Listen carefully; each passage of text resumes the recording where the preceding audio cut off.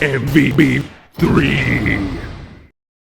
Hey, what is up everyone? Welcome back to another review, and today I'm taking a look at THREEZERO's Robo Eva Unit 0. And this of course is from Rebuild of Evangelion. Will mention before I say anything else about this is a review sample sent directly onto me by THREEZERO themselves. And if you want to know more about it, link will be down there in the description, and this costs around $139. Let's jump right into it.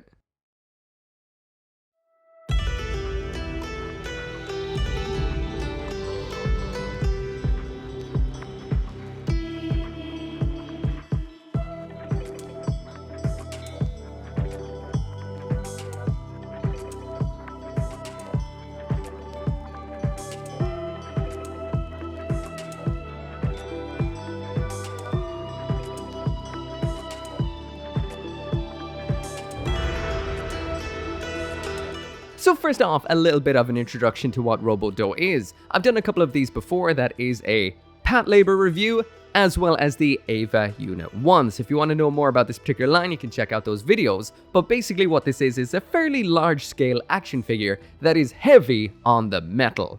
And I mean it, not just in the usual kind of die-cast frame sort of action figure. A lot of this is actually made directly from a zinc alloy. So when you actually touch a lot of it, including the legs, the arms, this is cold to the touch and feels heavy duty.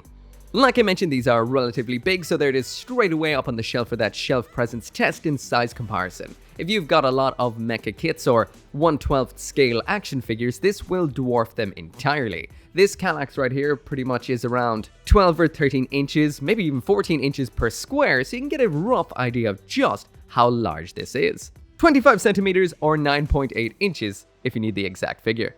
So like I mentioned, the Robo line has a lot of metal included, so when you pick this up, it is super heavy. Even if you just blast it up onto a shelf, it is really bottom heavy. Most of the weight is in the legs, so it can hold good poses without the included stand. Once again, it is quite large, bigger than a master grade. If you rock up beside a perfect grade with it, it's almost close. Not necessarily, it's very skinny, but almost height-wise, pretty close-ish.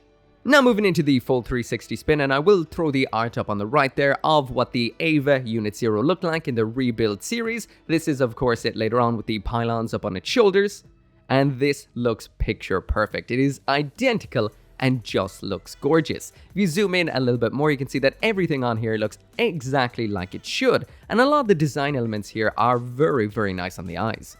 Zooming in on the head, and we've got some very nice clear pieces for the green part on top of its head, as well as the red eye in the front. Inside of these, we actually do have some nice metallic painted parts, so you can see on through to the inner workings of the head a little bit, which is cool.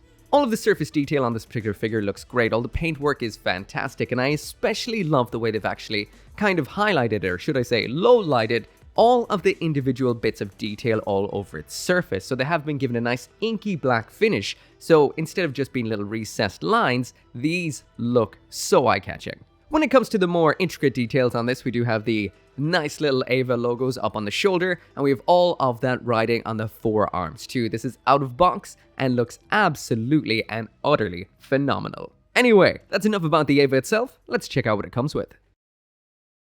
So jumping right on into the accessories, and here's absolutely everything that comes inside of the box. If you've seen my Eva Unit 1 review, you would have seen a lot of this before. So what we've gotten here is a stand, we've got 2 different versions of the entry plug, we've got 8 alternative hands, that isn't including the 2 that are already attached to it, so a grand total of 10. We've got 2 options for the umbilical cable tip, we've got a pallet rifle, and what is definitely the centerpiece of this particular figure is that absolutely huge ESV, the Enchanted Shield of Virtue.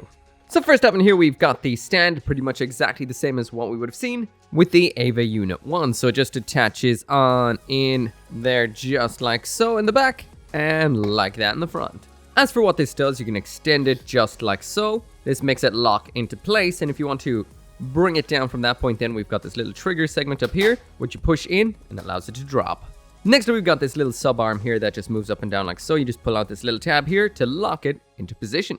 In order to attach this onto the Eva, we've got this entry plug style segment for attaching into the back. There's a little bit of a kind of cog segment on this, so you choose the angle you want it at before sticking it in, and then when you actually put it in, it's locked into position. We do have an alternate entry plug in here, which is this one right here with a little bit of a hole in the bottom. We've got a cable here which attaches into it just like so. This is made out of a posable wire, so you can put that in whatever pose that you want. And that then just plugs into the back of the Eva. Simple as that right there. So back to the stand, and we do have that entry plug style attachment point. So in order to attach the Eva onto this, it's simple, exactly the same way. Just align it the way that you want the stand to be, plug it into the back of the Eva like so, align everything so you can get it standing on the stand, and there you go. I'm not sure if up to this point I've been calling the umbilical cable the entry plug or not, but yeah, if you want to use the wire with the stand variant of the umbilical cable, you can do just that by sticking it into the hole like so, and that right there is exactly what it will look like. So next up in here we do have two versions of the entry plug, a short one for the inserted mode, and this one right here for it basically showing sticking out of the back. Basically, to insert both of these, you just pop up the rear section like so, angle it up, and then open up the front part.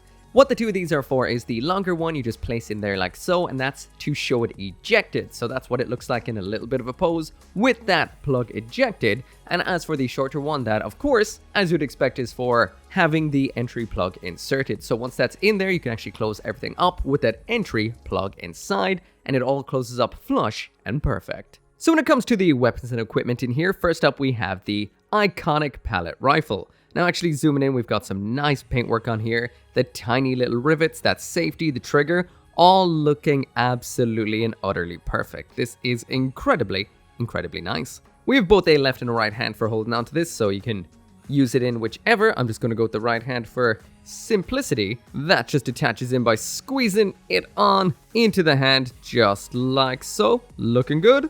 And that is not the right hand, that is the left hand, so I guess we're going for a left-handed look. So as for swapping the hands on this figure, it can be a little bit on the tough side. We've got ball joints attached to some joints for the wrist. Takes a bit of effort to pop them off and a little bit of effort to squeeze them on again. If you're having a little bit of effort, you can always use a hair dryer on low or pop them into some warm-ish water for a minute before actually sticking them on. Or you could just, lube up the joint and squeeze it on. Anyway, that's what the pallet rifle looks like attached, looking really good. We've got some great articulation on here to complement it as well, and all in all, looking awesome. But let's move on to the main event. And that, of course, is this right here, the absolutely huge ESV, or the Enchanted Shield of Virtue. We also have a nice nerve logo up here as well, so this is very nicely detailed. There's a little bit of stuff on here, but it just seems to be something from the factory. It wipes off, simple enough. There's the back, super detailed. We've got all of those handles are holding on to it. ESV right there. We've got some kind of a little spike here for spiking it down into the ground. So in here we do have a left or a right holding hand for holding on to this particular shield. I'm going to go what I saw in the manual, which is the right hand. I'm sure you could use both because we've got a whole host of handles underneath there. Grand total of 4. As for getting the shield into the hands, it's as simple as just slotting any of these handles into the hand. These hold on very tightly, but at the same time it's not difficult to get the handles in. The actual metal frame or metal aspects of this particular figure does mean that it has absolutely no issue maneuvering such a giant shield. You'd think it would flop a little bit or not be able to support the weight, but that is not the case. No matter what pose I've put this in, I've even tried to recreate the pose from the anime where it's blocking with the shield, and this was just done so smoothly, so easily, there was no issue, and the low center of balance because of the metal legs means that it can hold it perfectly, no stand, no nothing, and it looks absolutely phenomenal. Again, it only took me about 30 seconds to actually eke out this pose. It may not be perfect, but it was very easy to do, and there's a whole lot more tweaking to be done with the articulation on here if you wanted to. And speaking of which,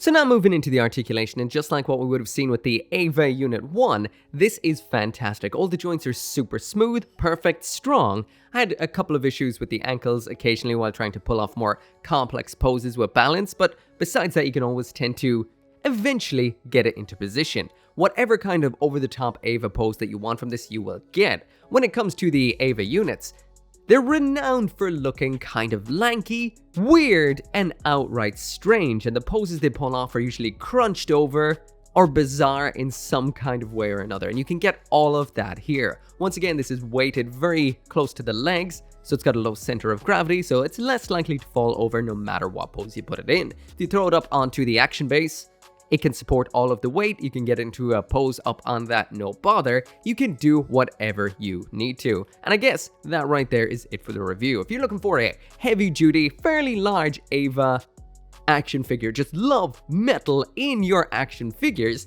want something that will pull off every pose beautifully and just look absolutely perfect, then you need to check out the Robo by THREEZERO. Anyways, as always, thank you so much for watching.